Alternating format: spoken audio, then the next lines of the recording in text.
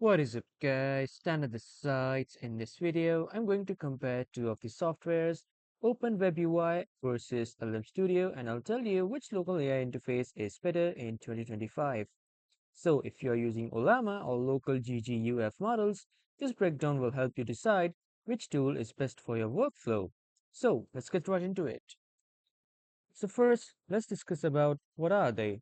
So LM Studio is a full-featured desktop app that lets you download, run, and chat with open source AI models like LLaMA 3, Mistral, and PHI 3, all locally on your computer.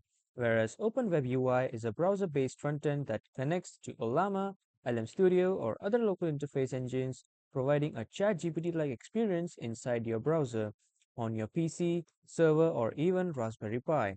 So the key difference is LM Studio is a complete package, while OpenWebUI is a customizable frontend that plugs into backends like Ollama. And now let's talk about the another step, which is interface and UX.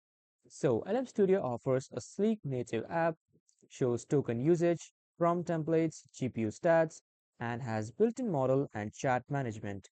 Whereas OpenWebUI is a web-based UI inspired by ChatGPT, supports multiple chats, markdown, code blocks, light and dark themes, and more flexible layout and customizable settings. And now let's talk about the next step, which is privacy, offline use, and community. So both are privacy focused and fully offline. Your data stays on your machine, no cloud connections required. Both support GGUF models. And the community wise, LM Studio has an active developer and Reddit following, whereas OpenUI or OpenWebUI is rapidly growing, especially among Ollama users and self hosters. In the verdict, both are great. Pick based on your preference for desktop or web UI. And now let's move to the final verdict. So, which one is better in 2025?